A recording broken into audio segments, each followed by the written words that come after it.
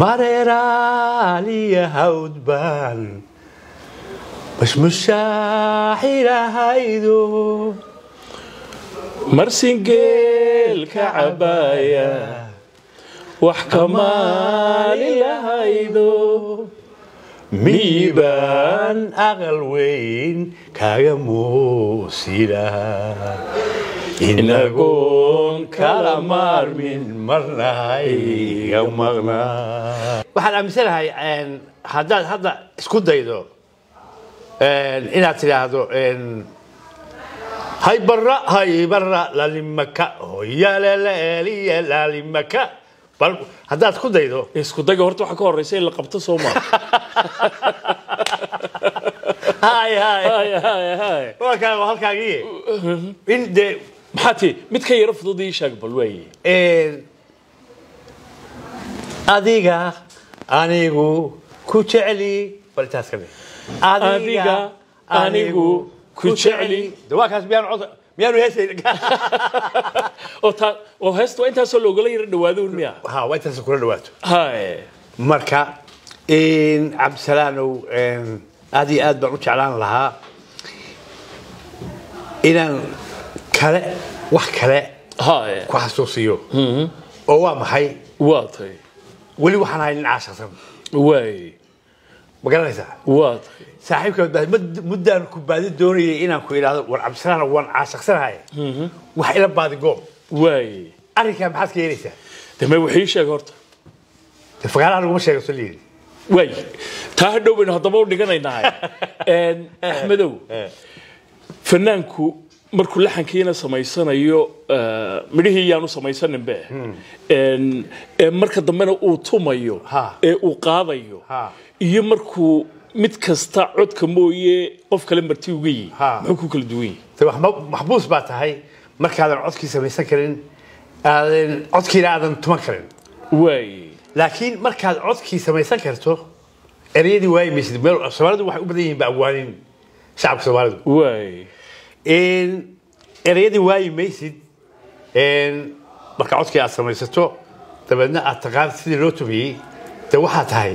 nin isagu ismaamulaya way marka kale maxaa tidhi waa ciidan baad u xidhantay ha labadaas markay ka maqan yihiin maxbuus baa tahay nin baad maxbuus u tahay marka fanaanka waxa u wanaagsan inuu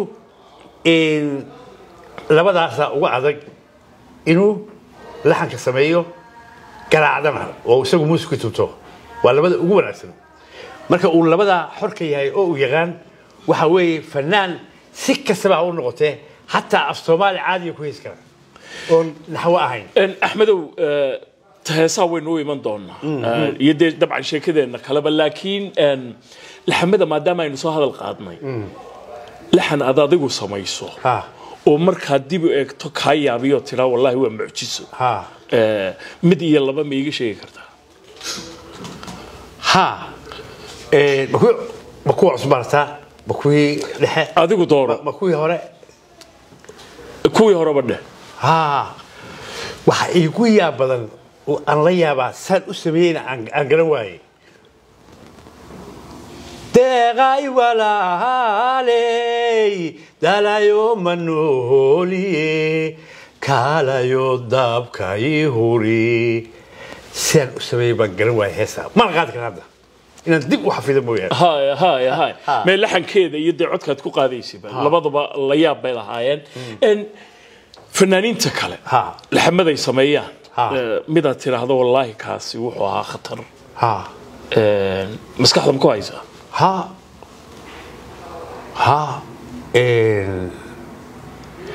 haddaan مثلا سوقات على ونحرسه محمد أحمد كلع وعلها مريرة لي هودبان مش شاحيلة هيدو مرسنجيل كعباية وحكمال هيدو ميبان أغلوين كاغموسيلا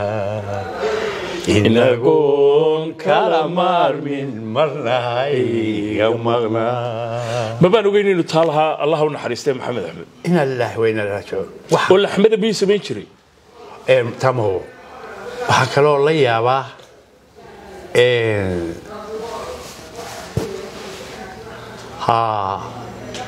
hees